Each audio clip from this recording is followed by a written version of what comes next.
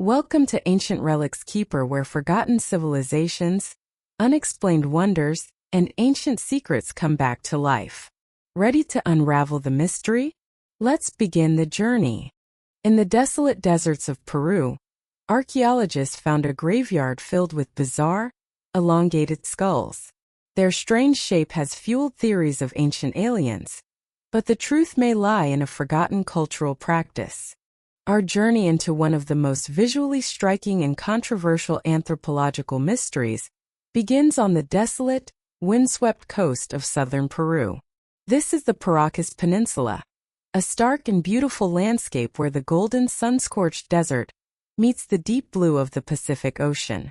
It is a place of dramatic cliffs, vast, empty plains, and a climate so dry that organic material can be preserved for thousands of years, almost perfectly.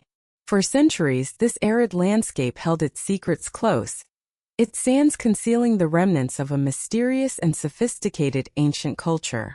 But in the 1920s, one man's determination and archaeological vision would pull back that veil of sand and time, revealing a discovery so bizarre, so otherworldly, that it continues to fuel debate and speculation to this very day.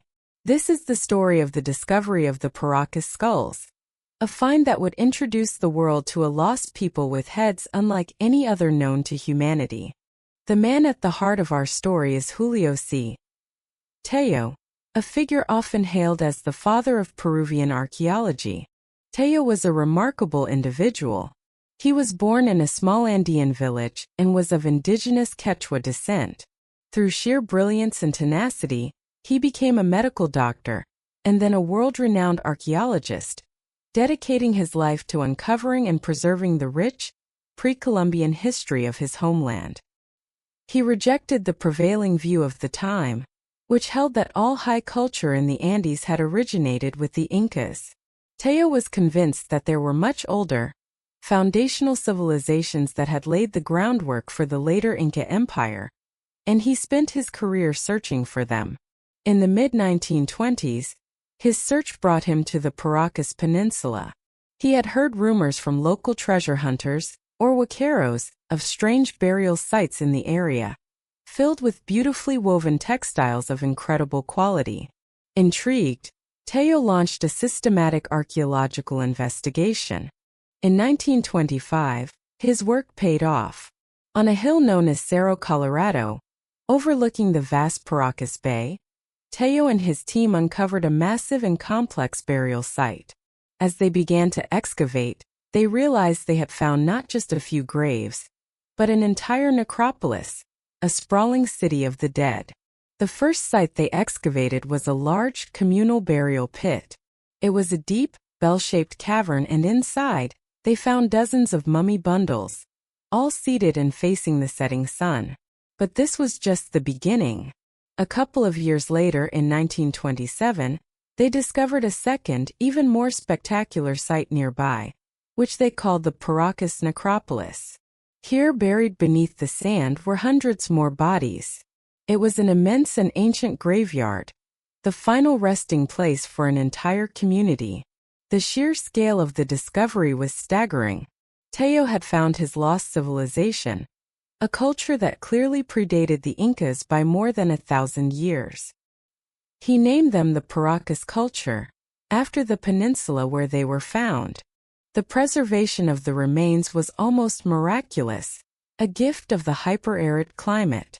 The bodies were not just skeletons, they were mummies, naturally desiccated by the dry desert air. And they were not simply buried. Each body was carefully prepared for its journey to the afterlife. It was placed in a seated, fetal position, with its knees drawn up to its chest. It was then wrapped in layer upon layer of the most exquisite textiles imaginable. Some of the mummy bundles were enormous, standing over 5 feet tall, consisting of a single body wrapped in up to 100 different layers of fabric. The outer layers were often plain cotton, but the inner layers were a treasure trove of ancient art. There were robes, tunics, and massive mantles woven from the fine wool of vicuñas and alpacas, and dyed in a vibrant palette of reds, blues, yellows, and greens. These textiles were covered in intricate, stylized embroidery, depicting a complex cosmology of supernatural beings, part human, part animal, along with birds, serpents, and geometric patterns. They are considered today to be some of the finest examples of pre-Columbian textile art ever discovered. The discovery of this necropolis was a monumental achievement in itself, revealing a culture with a rich spiritual life and an unparalleled mastery of the weaver's art. But as Teo and his team began to carefully unwrap the mummy bundles to study the human remains within, they came face to face with the true, shocking mystery of the Paracas people. The textiles were a wonder, but it was the skulls that defied belief. As the final layers of cloth were peeled away from the heads of the mummies, the archaeologists were confronted with a sight that looked utterly alien. The skulls were not shaped like normal human skulls. They were not rounded or ovoid. They were bizarrely, dramatically, and undeniably elongated. They had been stretched backwards and upwards into a pronounced cone-like shape, making the entire head look massive and strangely inhuman. This was not just a minor variation. The elongation was extreme, in some cases making the skull almost twice as long as a normal human skull. And it wasn't just one or two isolated examples. Teo and his team would eventually uncover over 300 of these elongated skulls at the Paracas sites. It was a widespread and deliberate practice, a defining characteristic of at least the elite members of this ancient culture. The initial shock of the discovery quickly gave way to a storm of questions. Who were these strange, cone-headed people? And how, in the name of all that was possible, did they get these incredible heads? Teo himself, as a trained physician and archaeologist, knew that the practice of artificially shaping a child's head was not unknown in the ancient world. But the Paracas skulls seemed different, more extreme than any other examples he had ever seen. The sheer scale of the elongation was breathtaking. It wasn't just a slight reshaping. It was a fundamental resculpting of the human cranium. The visual impact of these skulls is impossible to overstate. When you see one for the first time, whether in a photograph or in a museum display, the immediate instinctive reaction is that you are not looking at something fully human. The high sloping forehead, the massive stretched cranial vault, the strangely flattened back of the head, it all combines to create an image that feels as if it has been lifted directly from the pages of modern science fiction. The people who possessed these heads in life must have been a truly remarkable and intimidating sight. Their unique appearance would have set them apart from all other peoples, marking them instantly as something different, something special. The discovery of the elongated skulls immediately created a profound and enduring mystery, a mystery that would only deepen as the skulls were studied more closely. The initial questions were about the physical properties of the skulls themselves. Proponents of a more unconventional explanation were quick to point out that the Paracas skulls didn't just seem to be shaped differently, they seemed to be structured differently. The first major point of contention was the cranial volume. Measurements of the skulls indicated that their internal volume, the space that the brain would occupy, was, in many cases, significantly larger than that of a normal human skull. Some claims put the volume at 25% or even 30% larger. This was a critical point. If true, it would be a devastating blow to the mainstream explanation. You can change the shape of a box, but you can't increase its volume just by squeezing it. If the Paracas skulls truly held larger brains, it would suggest that they were not just reshaped humans, but were a biologically different type of being. The second anatomical anomaly that was frequently cited was the weight. The elongated skulls are noticeably heavier than normal human skulls of a similar size. The bone is thicker and denser, adding to the sense that these were not just normal skulls that had been remodeled. Then there were the more specific and more controversial anatomical claims. Some researchers pointed to the foramen magnum, the hole at the base of the skull where the spinal cord enters, claiming that in the Paracas skulls, it was located in a different position, further back than in a normal human skull. This, they argued, would affect the balance and posture of the individual. Other, even more radical claims, suggested that the Paracas skulls were missing a key feature of human anatomy. A normal human skull is made up of several bony plates that are connected by sutures, or fibrous joints. The sagittal suture runs down the center of the top of the skull, connecting the two parietal plates. Some observers claim that many of the Paracas skulls were missing this sagittal suture entirely, and instead had only one, solid parietal plate. If this were true, it would be a definitive sign of a non-human, or at least a non-Homo sapiens anatomy. These physical oddities, the larger volume, the greater weight, the different placement of the foramen magnum, and the potential absence of a key cranial sutural combined to create the central mystery of the Paracas skulls. They didn't just look different, they seemed to be different on a fundamental biological level. This led to a stark division in how the discovery was interpreted. On one side, you had the mainstream archaeologists and anthropologists, who, while acknowledging the extreme nature of the elongation, were confident that it could be explained by the known, human practice of artificial cranial deformation.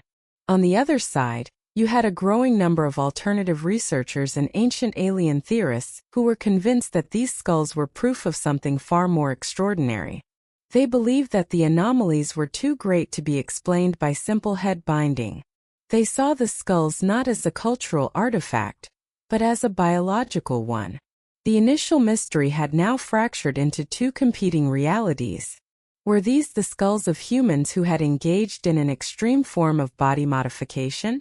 Or were they the skulls of a completely different species, a species whose origins might not be of this earth? The strange, silent, cone-headed people of the Paracas Desert had left behind a profound and deeply unsettling puzzle, a puzzle that would challenge the very definition of what it means to be human. The stage was set for a debate that would pit cultural anthropology against extraterrestrial theory, a debate that continues to rage to this very day. The discovery of the Paracas skulls left the world with a stark and unavoidable question. How could a human head be shaped like this? The moment those first bizarrely elongated craniums were unearthed from the desert sands, two great narratives began to form, two completely different ways of explaining the impossible. These two explanations have been in a state of constant conflict ever since, creating a deep and fascinating divide between mainstream science and the world of alternative theory. On one side, we have the measured, evidence-based explanation of the archaeologists and anthropologists. On the other, we have the sensational, paradigm-shattering theory of the ancient alien proponents. To truly understand the mystery, we must explore both of these competing worlds of thought, to see how each one attempts to solve the puzzle of the cone-headed people of Peru. Let's begin with the scientific explanation, the theory that is accepted by virtually every mainstream archaeologist and physical anthropologist on the planet. This theory is known as artificial cranial deformation, or more simply, head binding. The core idea is that the strange shape of the Paracas skulls is not a natural biological trait. It is, instead, the result of a deliberate cultural practice, a form of body modification that was intentionally performed on infants. The key to this entire process lies in the remarkable biology of the human skull at birth. When a baby is born, its skull is not a single solid piece of bone. It is made up of several separate bony plates that are connected by flexible, fibrous tissues called sutures. There are also soft spots, known as fontanelles. This design is a brilliant piece of natural engineering. It allows the baby's head to be slightly compressed during the birthing process, and it allows for the rapid brain growth that occurs during the first few years of life. For a brief period, the human skull is incredibly soft and pliable, and it is this window of opportunity that ancient cultures all over the world learned to exploit. The Paracas people, according to this theory, were masters of this practice. The process would have begun just days after a child was born. The infant's head would be carefully wrapped with tight bands of cloth, possibly made from cotton or alpaca wool. To achieve the specific elongated cone shape, two flat boards would have been placed on the front and back of the head, and these would then be bound together, applying a constant, gentle pressure.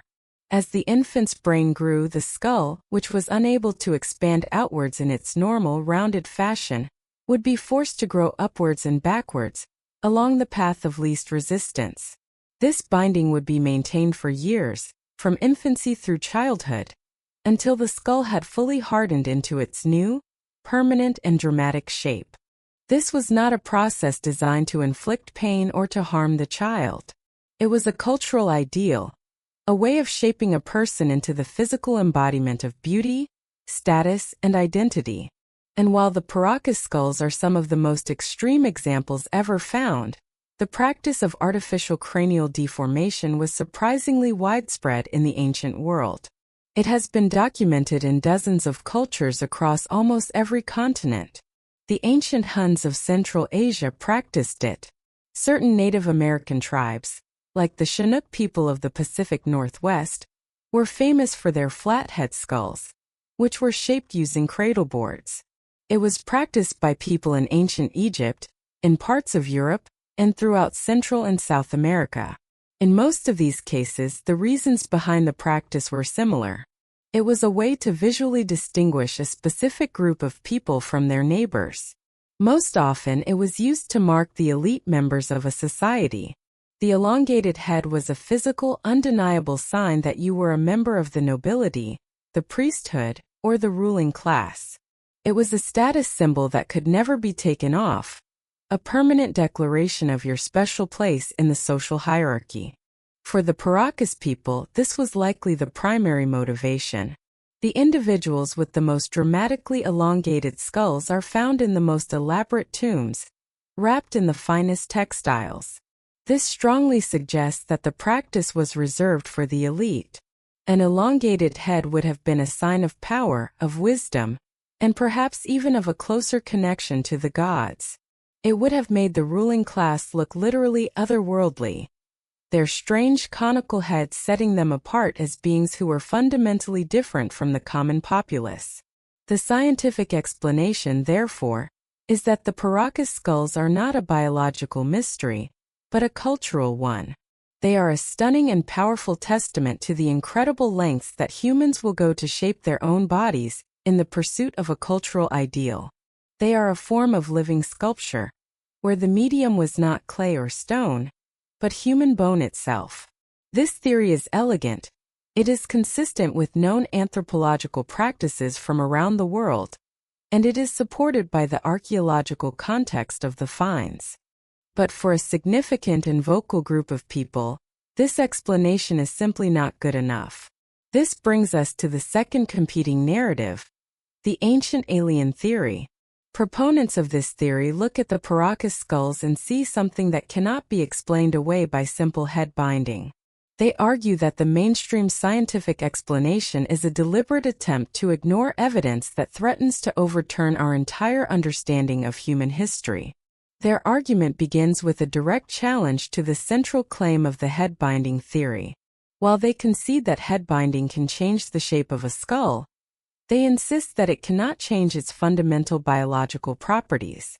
They point to the claims of increased cranial volume and weight as their primary evidence. They argue that if you bind a skull, you are simply redistributing the same amount of bone and the same brain volume into a different shape.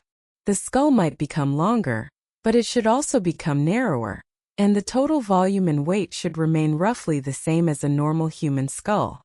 The fact that the Paracas skulls are often reported to be up to 30% larger in volume and significantly heavier is, for them, a smoking gun.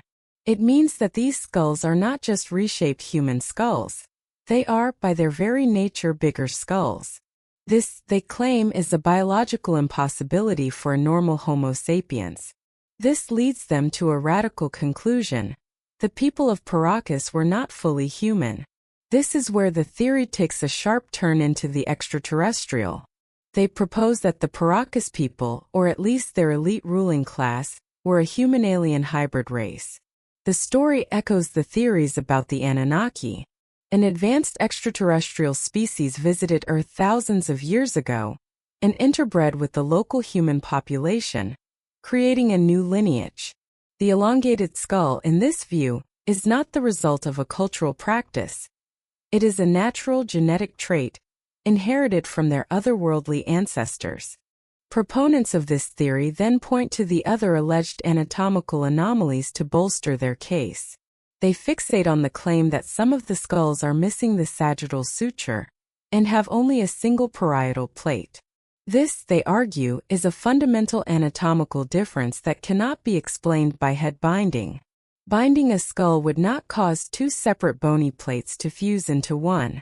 They see this as definitive proof of a non-human physiology. They also highlight the different position of the foramen magnum, arguing that it suggests a different posture, and perhaps even a different brain structure. And they point to other, smaller features like the presence of small, symmetrical holes in the back of some of the skulls, which they claim are not found in normal humans, and could be evidence of some unknown biological function or even a surgical implant. In this narrative, the practice of head binding in other cultures is reinterpreted. It is not just a cultural practice, it is a form of imitation. The theory suggests that common people in the ancient world saw these godlike beings with their naturally elongated heads and tried to emulate them by binding their own children's skulls.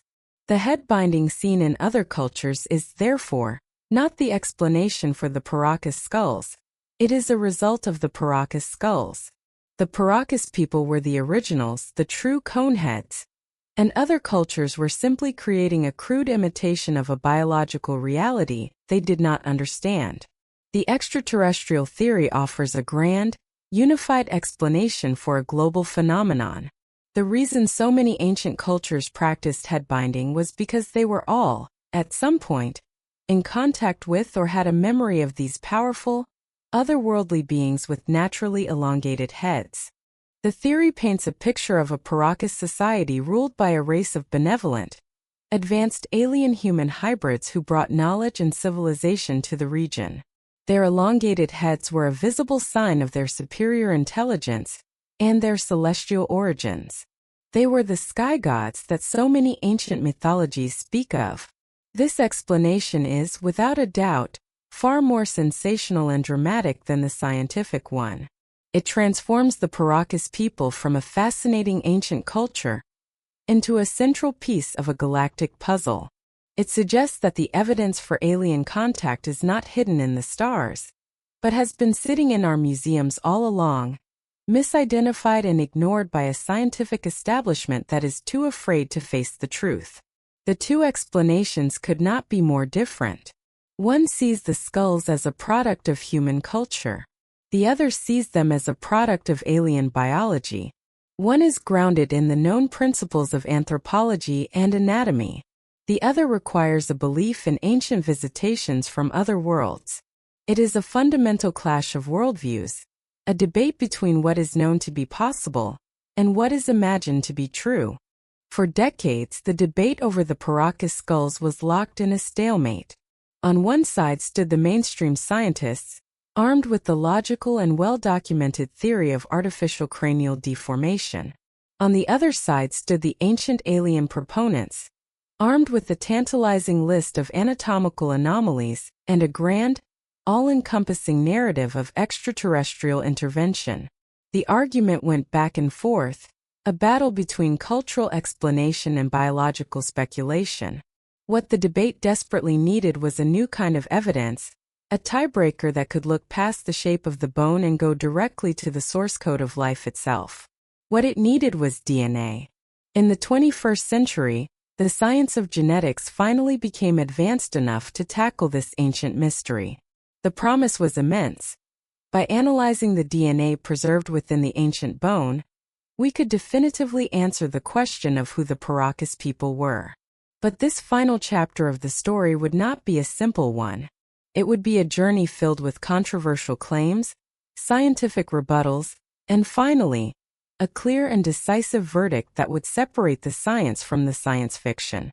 The quest for the DNA verdict begins not in a university lab, but in the world of alternative archaeology, led by a researcher and author named Brian Forster.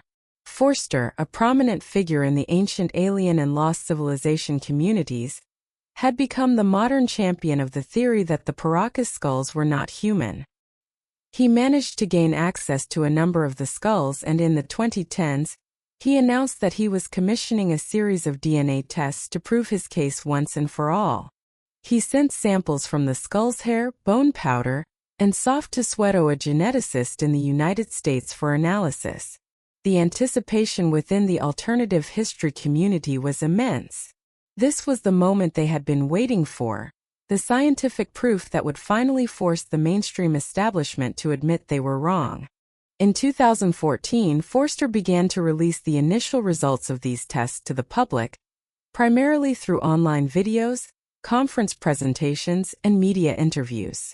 And the results were, by his account, a world-changing bombshell.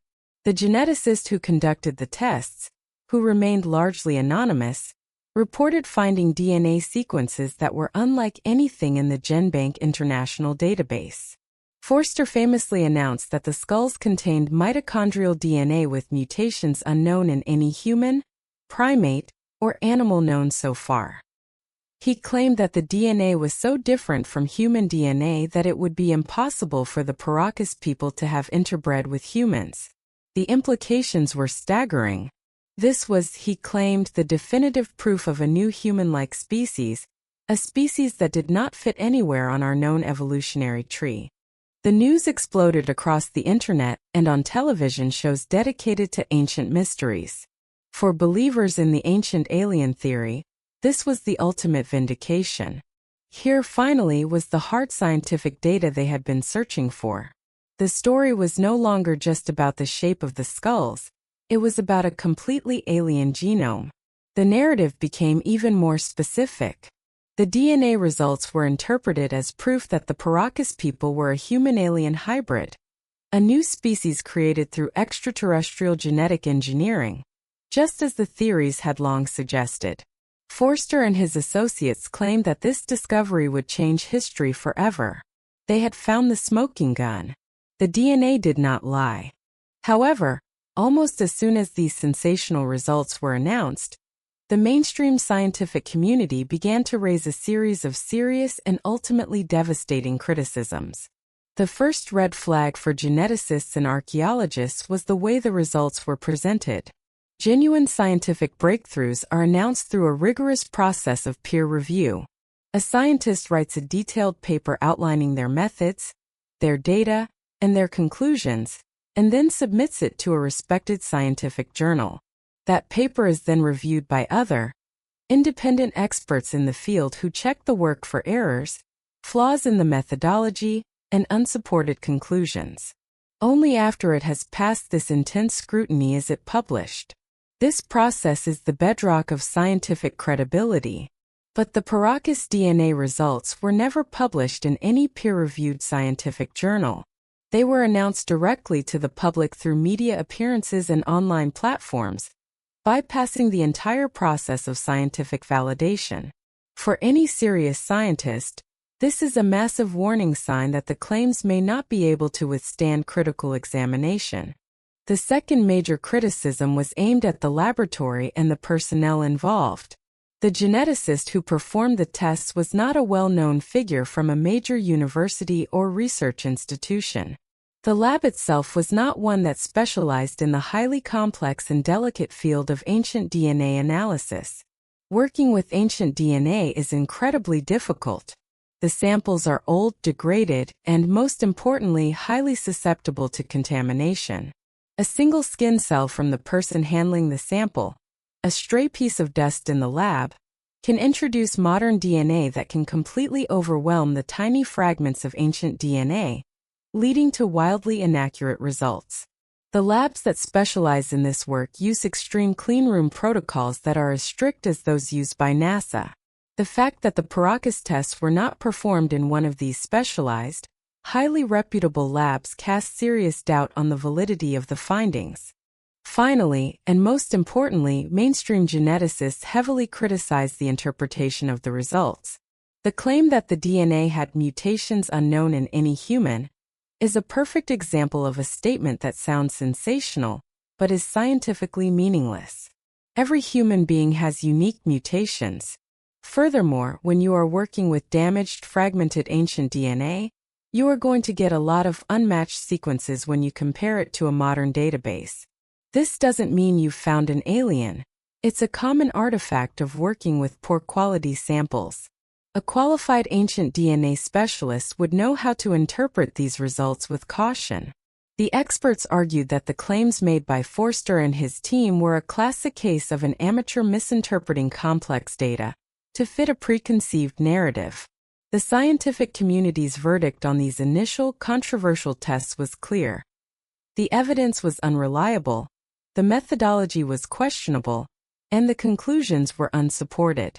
The alien DNA was, in all likelihood, nothing more than a combination of sample contamination and wishful thinking. So what is the real answer? What does a proper scientific DNA analysis of the Paracas skulls actually show? In recent years, several independent and peer-reviewed studies have been conducted by reputable institutions, and their results are unambiguous. These studies, which use the most advanced cleanroom techniques for ancient DNA analysis, have all come to the same conclusion. The DNA from the Paracas skulls is 100% human. There is nothing alien or non-human about it. The genetic markers found in the skulls fall squarely within the known genetic diversity of Native American populations. The DNA traces their ancestry back to the same groups of people who migrated from Asia across the Bering Strait and populated the Americas thousands of years ago. They are, from a genetic perspective, entirely normal human beings. These definitive scientific DNA results effectively deliver the final blow to the ancient alien theory. The Paracas people were not a human-alien hybrid. They did not have a different genetic makeup. They were our human relatives, members of our own species. And with this confirmation, the other alleged anatomical anomalies also fall into place. The claims of increased cranial volume have been shown by mainstream physical anthropologists to be a misinterpretation. While the skulls look larger because of their dramatic shape, careful measurements show that their internal volume is well within the normal range for human skulls. The process of head binding simply redistributes the cranial volume. It does not increase it. The claims about the missing sagittal suture have also been debunked. In some infants, particularly if the head is bound, the parietal plates can fuse together early in life, a condition known as craniosynostosis, which can obliterate the suture line. It is a rare but known human medical condition, not a sign of alien anatomy. The different position of the foramen magnum is also explained as a natural consequence of the reshaping of the skull.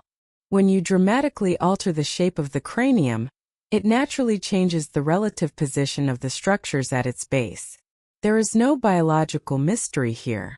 Every single one of the anomalies can be explained as a direct, physical consequence of the intense and prolonged process of artificial cranial deformation. The final truth, therefore, is the one that mainstream science has proposed all along.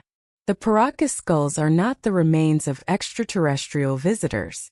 They are a powerful and dramatic testament to the incredible, and sometimes strange things that human beings will do to their own bodies in the name of culture. The practice of head binding was a deeply significant part of their society. It was a visual language that communicated status, identity, and perhaps even spiritual belief. To the Paracas people, an elongated head was not a deformity. It was a mark of beauty, of nobility, and of divine connection. It was a way of making themselves look, in their own eyes, more like the gods they worshipped. The mystery of the Paracas skulls is not a mystery of biology or of alien intervention. It is a mystery of human culture. It forces us to ask profound questions about our own definitions of beauty and normalcy. It reminds us that the human body has always been a canvas, a place where we inscribe our beliefs, our identities, and our aspirations. The cone-headed people of Paracas were not aliens. They were artists, and the medium they chose was themselves. They were human beings in all of their strange and wonderful complexity, and the legacy they have left behind is not a clue to our cosmic origins, but a powerful insight into the boundless creativity of the human spirit. The Paracas skulls are not the remains of alien visitors. They are a powerful testament to the incredible and sometimes strange things humans will do to their own bodies to signify beauty, status, and identity. In the vast frozen wilderness of Siberia, archaeologists unearthed a 5,000-year-old grave that held a truly bizarre sight. A man was found buried with a strange beak made of bird skulls and adorned in a feathered costume. This was the Siberian Birdman, and his grave offers a rare, haunting glimpse into the world of ancient shamans and their mysterious spiritual practices. Our story takes us to a vast and unforgiving landscape, a world of endless forests, winding rivers, and long, brutal winters. This is Siberia, a name that for many conjures images of emptiness and exile. But for archaeologists, it is a land of immense and largely untapped historical treasure. Beneath its frozen soil lie the remnants of ancient cultures, forgotten peoples who thrived in this challenging environment for thousands of years, leaving behind only the faintest traces of their existence. In recent years, one site in particular has become a focal point for understanding the deep history of this region. It is a place called Ust Tartas, located in the Novosibirsk region of western Siberia. It is here, in the midst of this remote and beautiful wilderness, that a team of Russian archaeologists would unearth a grave so strange, so bizarre, and so deeply evocative that it would capture the imagination of the world. This is the story of the discovery of the Siberian Birdman, a 5,000-year-old burial that provides a rare and haunting window into a lost world of magic, ritual, and ancient spirituality. The journey to find the Birdman begins not with a single discovery, but with years of patient, methodical work. The Ust Tartas archaeological site is not a single location, but a sprawling complex of ancient settlements and burial grounds that stretch for miles along the Tartas River. For years, researchers from the Institute of Archaeology and Ethnography of the Russian Academy of Sciences have been carefully excavating this area. They have been slowly and meticulously peeling back the layers of soil and time, revealing the story of the people who lived here during the Neolithic and early Bronze Ages, a period roughly between 3,000 and 5,000 years ago. This was a time before the great empires of Rome or Greece, a time when humanity was transitioning from a purely hunter-gatherer existence to a more settled agricultural way of life. The people of Ust Tartas were part of this great transition. They were hunters, fishermen, and early pastoralists, a hardy and resilient people who had adapted to the harsh Siberian environment. Through their excavations, the archaeologists had already learned a great deal about this forgotten culture. They had unearthed the remains of their settlements, their pottery, and their tools. But it was their cemeteries, their necropolises, that offered the most profound insights into their beliefs and their worldview. They discovered that the people of Ust Tartas had a complex and sophisticated relationship with death. Their burials were not simple affairs. They were carefully planned and highly ritualized. They found individuals buried with elaborate grave goods, decorated pottery vessels, stone tools, and animal teeth that may have been used as jewelry. They found evidence of ritual sacrifices, including animal bones that had been deliberately placed in the graves. And they found graves with multiple individuals, suggesting complex family or social groupings. Each new burial that was uncovered was another piece of the puzzle, another clue to understanding the minds of these ancient Siberian people. But in the summer of 2019, as the team was excavating a particular section of the necropolis known as Ust Tartas II, they came across a grave that was unlike anything they had ever seen before. The initial discovery was intriguing, but not immediately sensational. The team uncovered a burial pit that seemed to have two distinct levels. This was unusual in itself. On the upper level of the grave, they found the small, delicate skeletons of two children. They were lying side by side, carefully arranged. They were young, perhaps between the ages of 5 and 10. There were no obvious signs of a violent death. The presence of children in a burial is always a poignant discovery for an archaeologist, a reminder of the fragility of life in the ancient world. But at this point it was a sad, but not entirely uncommon find. The team carefully documented and removed the skeletons of the two children, preparing to explore the lower level of the grave beneath them. It was here, as they cleared away the final layers of earth, that the true breathtaking strangeness of the burial was revealed. On the lower level of the pit lay the skeleton of a single adult man. He had been laid to rest on his back, in a traditional burial posture. But as the archaeologists gently brushed away the soil from his chest and neck area, they were confronted with a sight that was both beautiful and deeply bizarre. Resting on the man's chest, and covering the area where his face and neck would have been, was a remarkable and baffling artifact. It was a kind of collar, or perhaps a mask, that was not made of stone or metal, but of bone. And not just any bone. It was composed entirely of the skulls and long, elegant beaks of birds. Dozens of them. The skulls had been carefully separated from the rest of the birds' skeletons and then meticulously arranged in a circle, with the long pointed beaks facing outwards. They were positioned in a way that would have formed a single composite superbeak, a fantastic and intimidating piece of ceremonial regalia. The effect in the grave was stunning. It looked as if this man had been laid to rest wearing the plumage and the very essence of the birds themselves. The archaeologists on site were stunned into silence. They had never seen anything like it. This was not a simple necklace of animal teeth or a random offering of animal bones. This was a complex, constructed object, a piece of ritual costume that had been deliberately crafted with immense skill and a clear symbolic purpose. The immediate questions were overwhelming. Who was this man? What was the meaning of this incredible bird skull collar? And what was his relationship to the two children who had been buried directly on top of him? The team knew that they had stumbled upon a discovery of major importance. They had found a burial so unique, so filled with symbolic power, that it had the potential to unlock a deeper understanding of the entire spiritual world of these ancient people. The media was alerted, and soon, photographs of the incredible find began to spread around the world. The anonymous 5,000-year-old man from the Siberian forest was given a new name, a name that captured the imagination of the public: the Birdman. As the initial shock wore off, the scientific analysis began.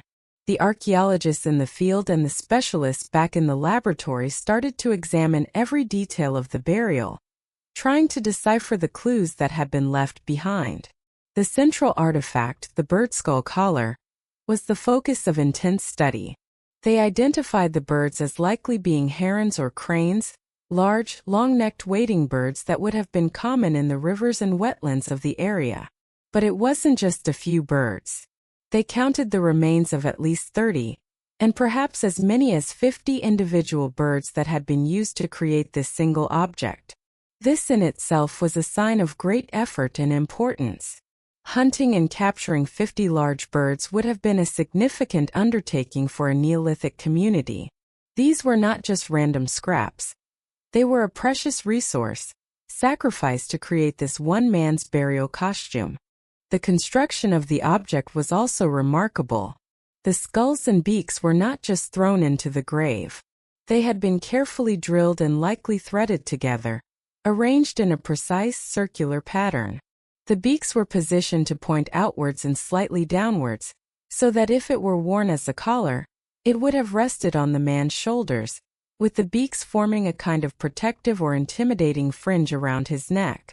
Another possibility is that it was worn more like a mask, or was part of a larger headdress, with the beaks covering his face, effectively giving him the appearance of a strange, bird-like creature.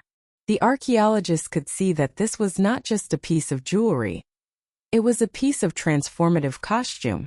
It was designed to change the identity of the wearer, to merge the human with the avian. The discovery of the Birdman sent the researchers back to their records, looking for other, similar burials that might provide some context. And they realized that while the Birdman's costume was unique in its completeness and its spectacular nature, it was not entirely without precedent. In other, nearby graves from the same period, they had found individuals buried with smaller numbers of bird beaks, or with the talons of eagles and other birds of prey. This suggested that birds held a special and powerful place in the cosmology of the Tartars people. They were not just a source of food, they were creatures of immense spiritual significance. The Birdman burial was not an anomaly. It was the ultimate expression of a belief system that was deeply connected to the world of birds. It was a belief system that the archaeologists were now beginning to piece together, with the Birdman as their most important and mysterious guide. His grave was not just the final resting place of one man. It was a sacred text, written in the language of bone and ritual, waiting to be read. The unearthing of the Siberian Birdman was a moment of profound archaeological discovery. The image of the skeleton, adorned with its fantastic collar of beaks, was a haunting and powerful one. But once the initial excitement had settled, the real work for the archaeologists began. They had to move beyond the simple fact of the discovery and delve into its meaning. The grave was a puzzle, a silent tableau, and every object within it was a potential clue. To understand who this man was and what role he played in his society, the researchers had to become forensic detectives of the sacred. They had to carefully examine each element of his burial costume, his regalia, and try to reconstruct the worldview that had created it. This was not just about cataloging bones. It was about trying to see the world through the eyes of a 5,000-year-old holy man. The investigation focused on three key elements: the incredible beak or collar that was the centerpiece of the find, the tantalizing evidence of a full feathered costume, and the other strange ritual objects that had been placed in the grave with him. The first and most spectacular element of the regalia was, of course, the beak collar itself.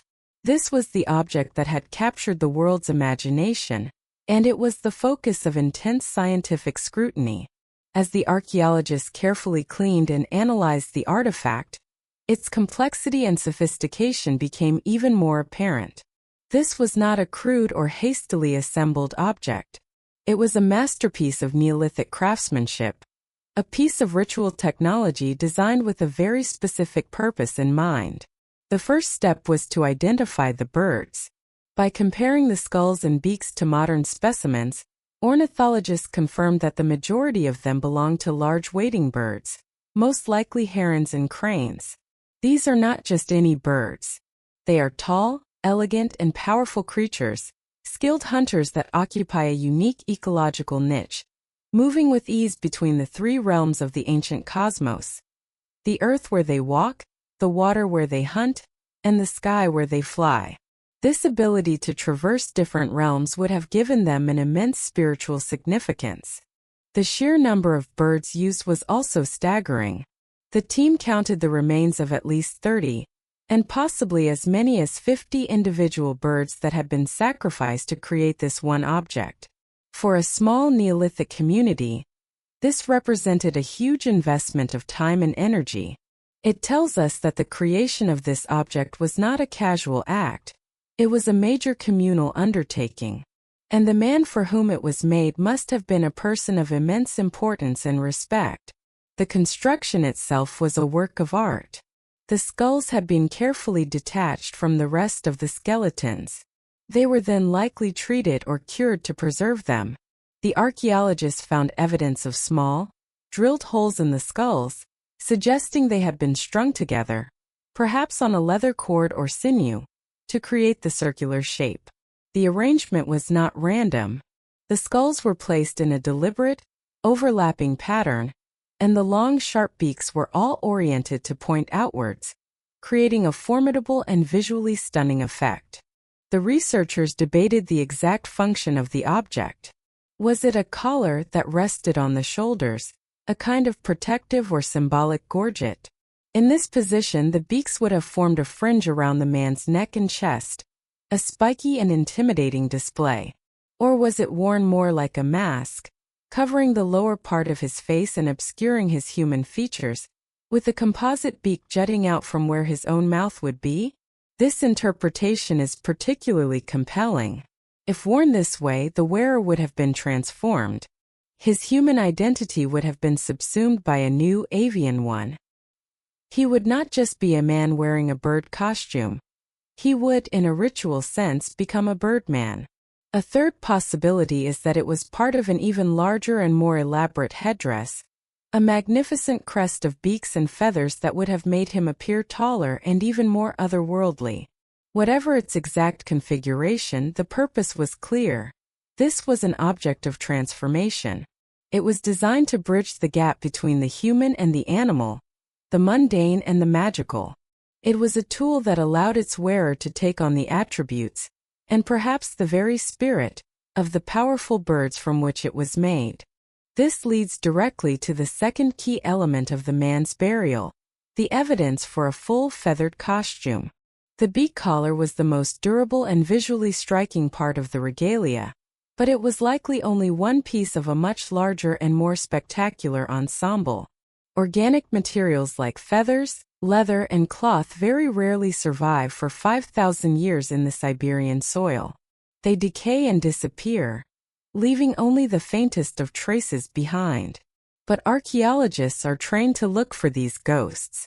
And in the birdman's grave, they found several clues that suggested he was buried in a complete feathered costume. The primary evidence came from the careful mapping of the bones themselves. The bird skulls of the collar were clearly the centerpiece, but the archaeologists also found other bird bones scattered in a non-random pattern around the man's skeleton. There were wing bones found near his arms, and leg bones found near his own legs. This suggests that the wings and legs of the birds had been attached to a cloak or a tunic that he was wearing. If this is the case, then we must imagine him not just with a beak collar, but wrapped in a garment made of bird skins, with the feathers still attached. The wings of the herons or cranes might have been sewn onto the sleeves of his tunic, so that when he raised his arms, he would have appeared to have his own set of powerful wings. The feathered skins would have covered his body, completing the transformation that the beak collar had begun. In life, when he wore this full costume, the effect must have been awe-inspiring and terrifying. He would have been a true birdman, a being that was neither fully human nor fully animal, but something in between.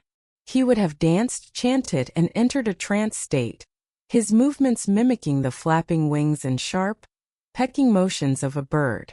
For the members of his community who witnessed these rituals, he would have been a truly supernatural sight, a physical manifestation of the spirit world. The burial, therefore, was an attempt to preserve this ritual identity for all eternity. He was not buried as a man. He was buried as the birdman. The costume was not just a piece of clothing. It was his sacred identity, his spiritual skin. The fact that his community went to such great lengths to bury him in this regalia speaks volumes about their beliefs. They believed that his role, his power, and his connection to the bird spirits were essential parts of who he was, and that he would need this costume to continue his work in the afterlife. The feathered costume, though now invisible to us, is a crucial part of the puzzle. It completes the picture of a man whose life was dedicated to the ritual of transformation. The third element of the burial that puzzled and intrigued the researchers was the presence of other, strange ritual objects that were found with the body. These were not everyday tools or weapons. They were unique, symbolic items that added another layer of mystery to the birdman's identity. The most baffling of these were two small circular objects, made of a polished bronze-like material. These two circles had been placed directly over the man's eye sockets. They looked for all the world like a pair of ancient spectacles. This was of course impossible. The technology to make lenses did not exist 5,000 years ago. So what were they? The archaeologists believe these were a symbolic, rather than a functional form of eyewear. They may have been part of the ritual mask, designed to give the wearer a strange, non-human gaze. Or they may have been a tool for seeing in a different way. In many shamanic traditions, the shaman is said to be able to see into the spirit world, to see the invisible forces that affect the living.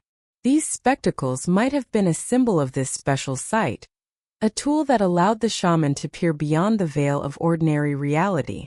They might have been polished to a high shine, reflecting the light in a strange way and adding to the otherworldly appearance of the shaman during his ceremonies. Another strange find was a small hemispherical object made of stone that was placed near the man's groin. Its purpose is a complete mystery. It could be a symbol of fertility, a tool for grinding hallucinogenic plants, or an object with a symbolic meaning that is now completely lost to us. But its deliberate placement in the grave indicates that it held a specific and important meaning for the people who buried him. These other objects are crucial because they reinforce the idea that this was not the grave of a warrior or a chief. A warrior would have been buried with his axe or his bow. A chief might have been buried with symbols of wealth or secular authority. But this man was buried with the tools of a different trade. He was buried with a costume of transformation, with spectacles for seeing into another world, and with other mysterious ritual objects. This was the toolkit of a magician, a mystic, a spiritual specialist. This was the sacred bundle of a shaman.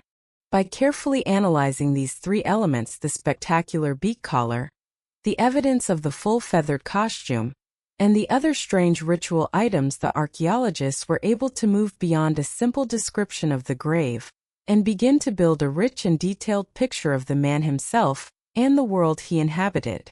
The regalia was not just a collection of bizarre objects.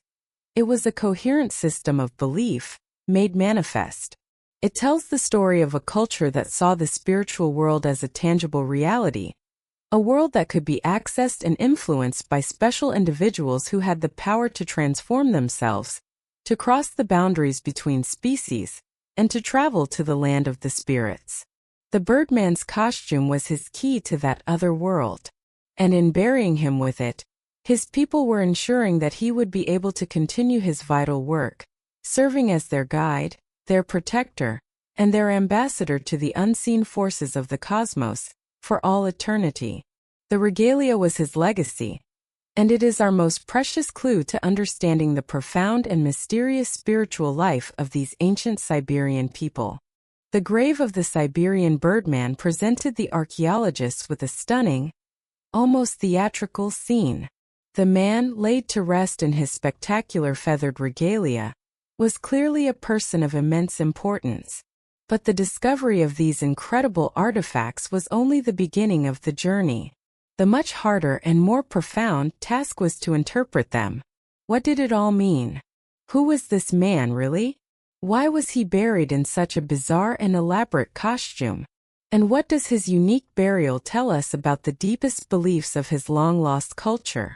To answer these questions, the archaeologists had to become more than just scientists.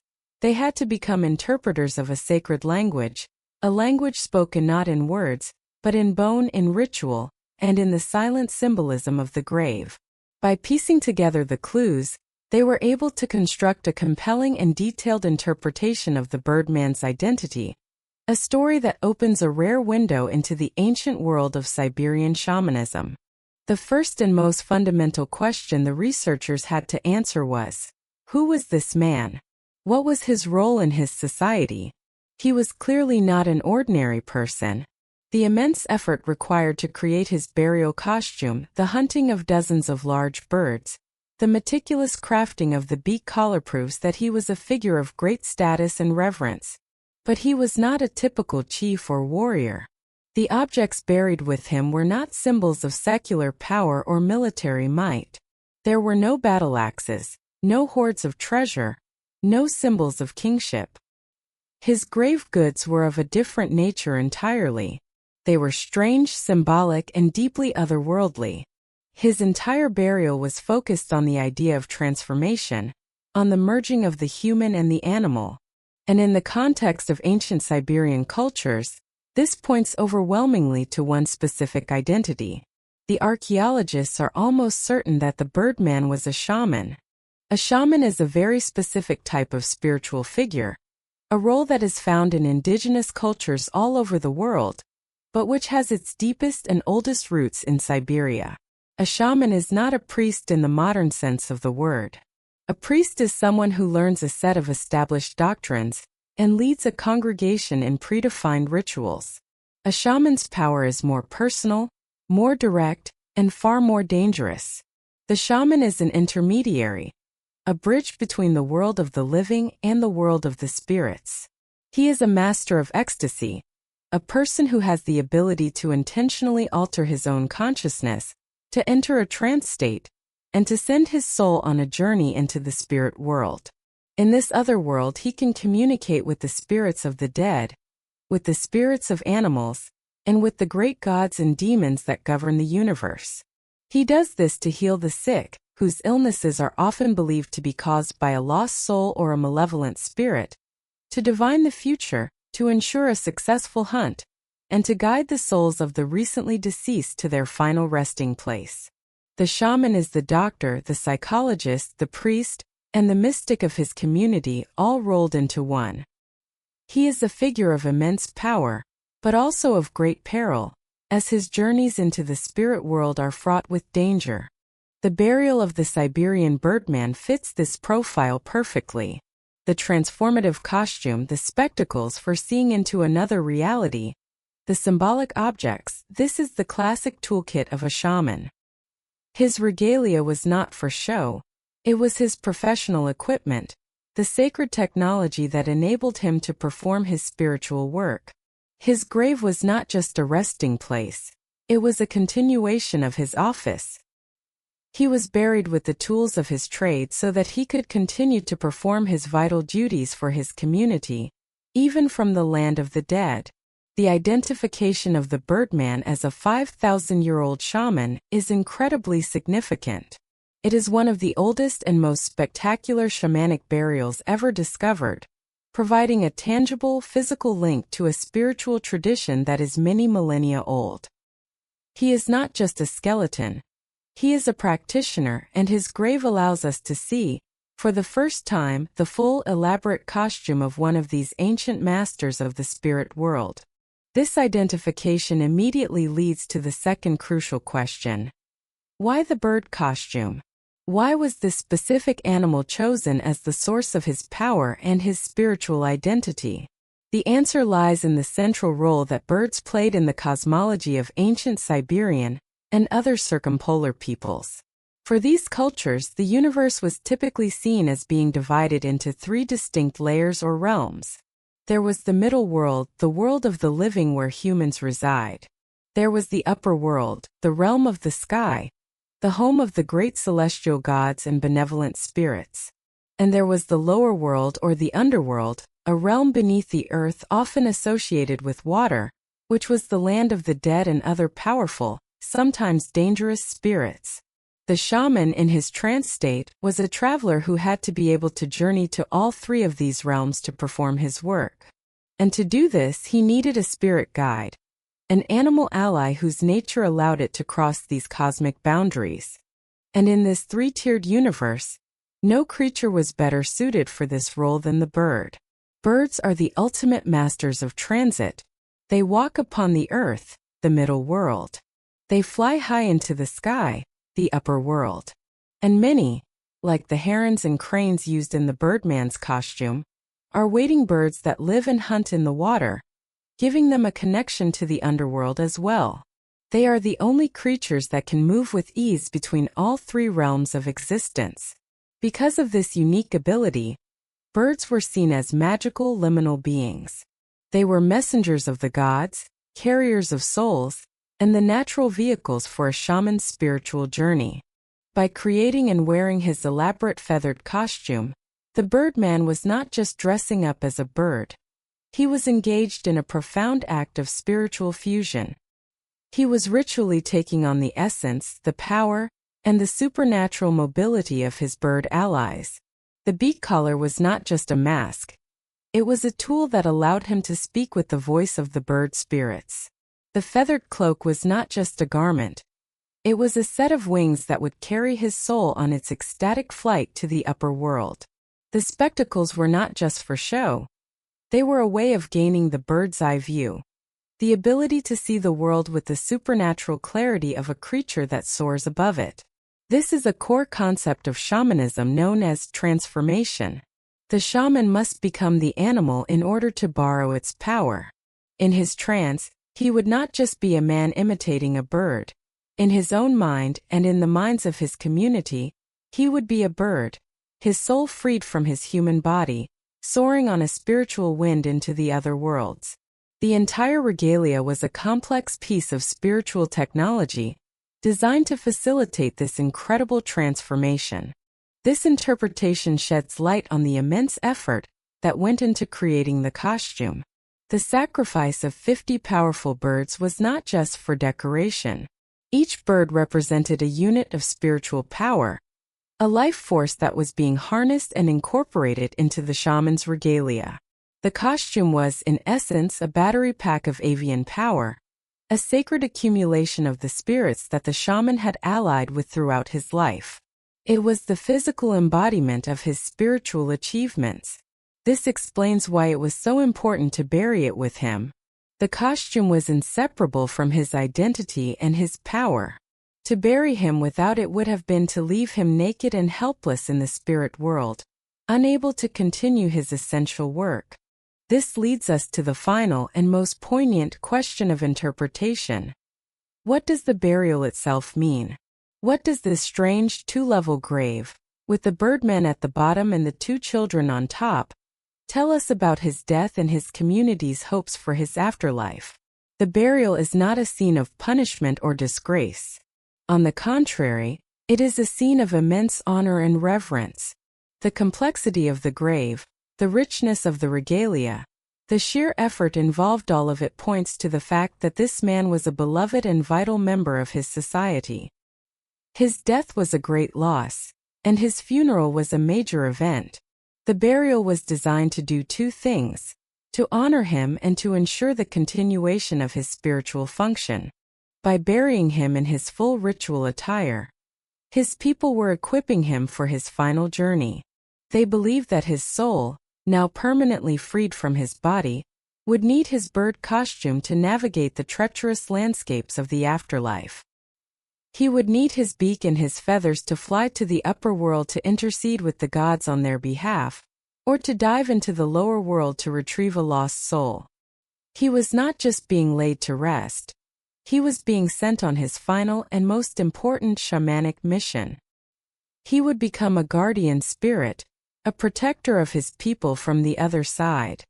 But what about the two children buried on top of him?